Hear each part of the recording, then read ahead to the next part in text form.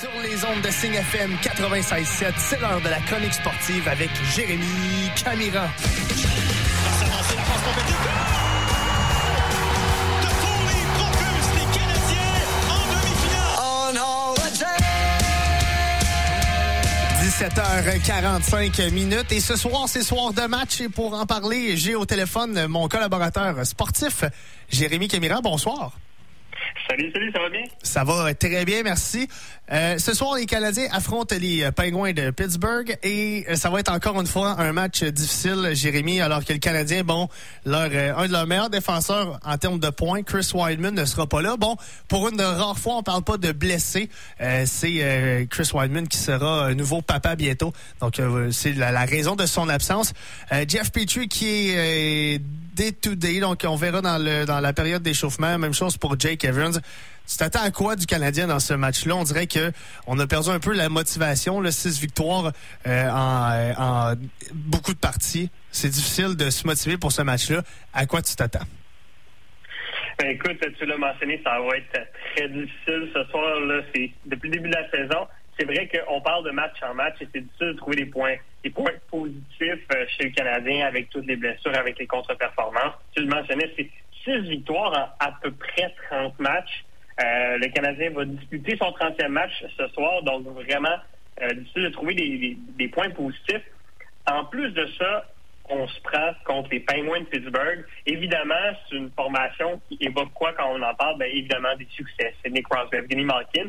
Mais depuis le début de la saison, ça n'a pas toujours été parfait, mais ils ont vraiment réussi à entrer dans leur zone malgré les blessures parce qu'eux aussi composent avec des blessures. Evgeny Malkin ne joue pas depuis le début de la saison. Dans les 10 derniers matchs, c'est complètement l'inverse du Canadien. Leur fiche, c'est 7 victoires, 2 défaites en temps régulier, puis 1 défaite en temps supplémentaire. Ils sont sur une séquence de 4 victoires consécutives. Là, vraiment, les Pingouins arrivent contre le Canadien, ils sont prêts, ils connaissent de forts moments. Sidney Crosby, qui a manqué le début de la saison, est en feu. Dans les 5 derniers matchs, c'est 8 points. Vraiment, Crosby retrouve, dans les dernières années, a composé avec beaucoup de blessures, mais là, c'est très intéressant de le voir revenir à ce niveau. Du côté de la défensive, les Pingouins, évidemment, toujours des habitués, les Brian Dumoulin, les Chris Letang, il y a de la qualité. Dans les filets, ça se replace. Tristan Jarry qui connaît vraiment, ma foi, il y a des statistiques impressionnantes, là. Vraiment, je me disais, bon, Tristan Jarry, bon gardien de but, mais on n'était pas certain que ça allait être le numéro 1 sur le long terme du côté des Pingouins. Ouais. Mais cette année, c'est 12 victoires en 21 matchs, un pourcentage d'efficacité de 934 et une moyenne de buts accordés par rencontre de 1,92. Wow. C'est vraiment phénoménal.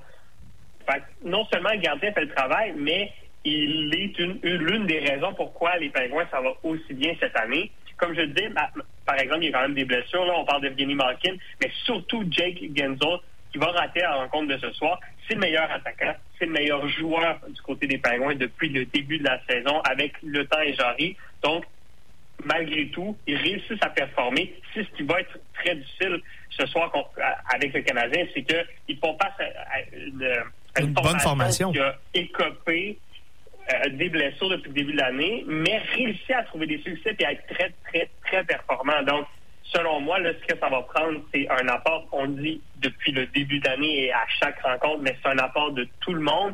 Mais je pense que ce soir, on a vraiment besoin des vétérans. Là, je veux dire, on parle beaucoup des jeunes. On a parlé de Caulfield, de Pelling, de Ilonen, de Norlinder. On en parle des jeunes, mais ce soir, il va falloir que des gars comme Savard, comme Chirot, comme Hoffman, comme Armia, comme Drouin, il va falloir que ces gars-là se lèvent pour simplement avoir une chance de rivaliser avec les Pingouins. J'y vais un peu d'espoir là parce que tu as un peu répondu à ma question qui était à quel joueur tu t'attends et quel joueur tu aimerais voir être plus impliqué dans le match.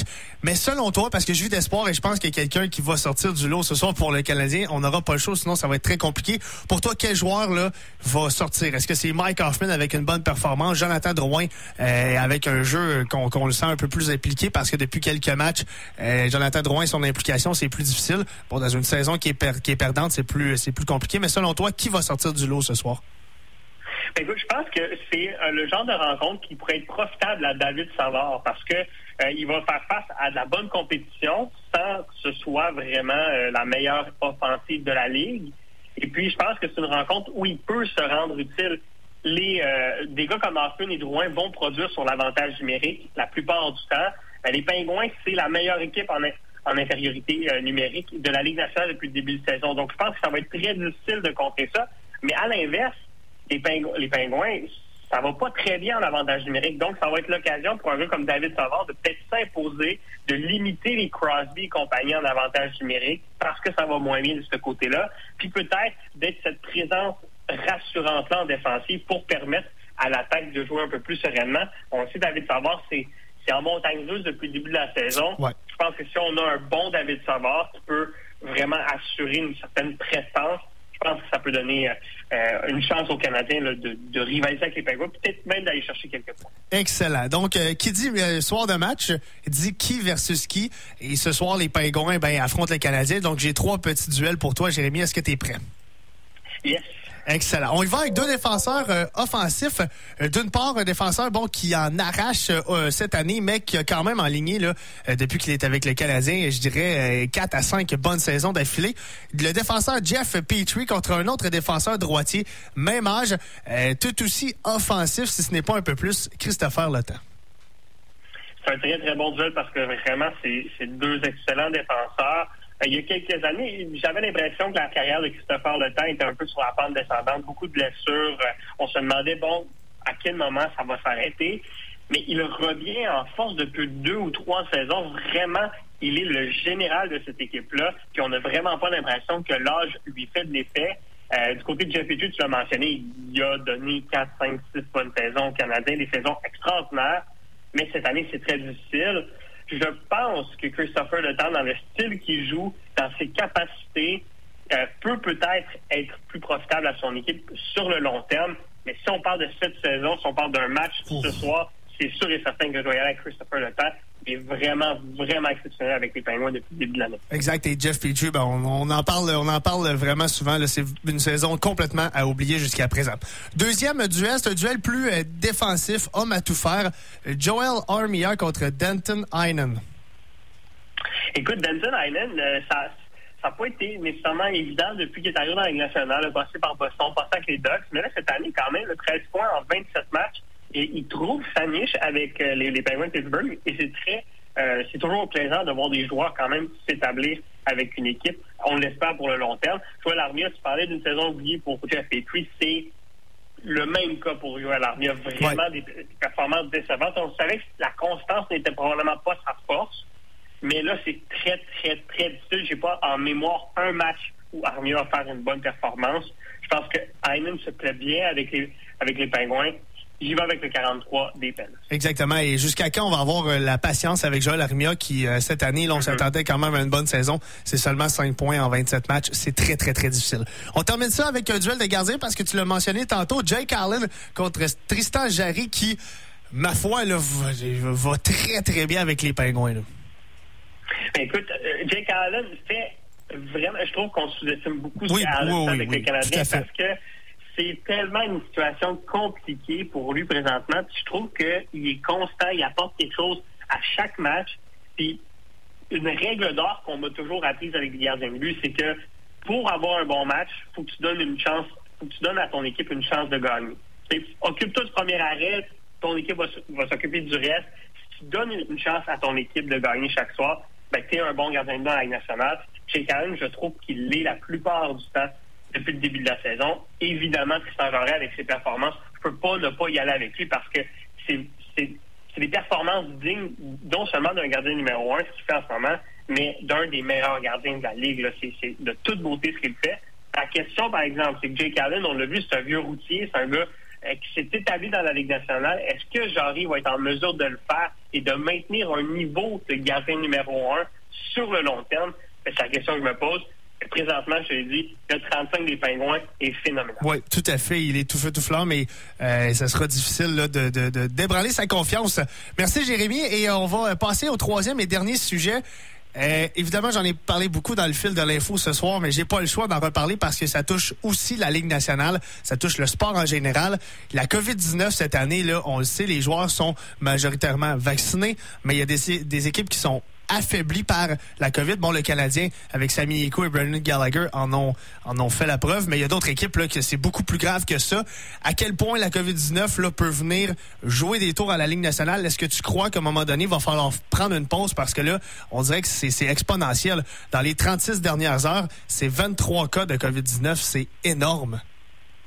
Oui, écoute, tu parlais de 23 cas dans la Ligue nationale depuis 36 heures, mais ce nombre-là ne fait qu'augmenter. Je veux dire, il y a des éclosions un peu partout, il y a des annulations du côté, pas des annulations, mais on reporte certains matchs, notamment du côté de la Caroline. Là. Pierre Lebrun nous apprend que ce soir, la Ligue nationale et l'Association des joueurs vont se rencontrer pour discuter de la marche à suivre.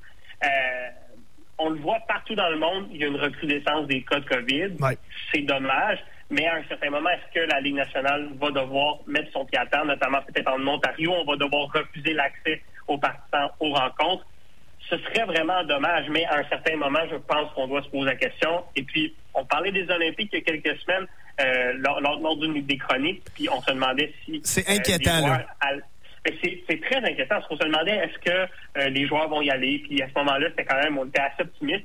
Mais là, présentement, je veux dire, les chances que les joueurs décident eux-mêmes d'aller aux Olympiques. Ça dégringole. Des chances ont dégringolé, je pense, sont presque nulles. Puis même, la Ligue nationale, probablement que la Ligue nationale va devoir instaurer une pause forcée de 1 ou 2 semaines pour que les équipes puissent gérer leur cas de COVID, parce qu'on ne pourra pas, si les choses continuent de cette manière-là, je pense pas qu'on va pouvoir une saison de 82 matchs.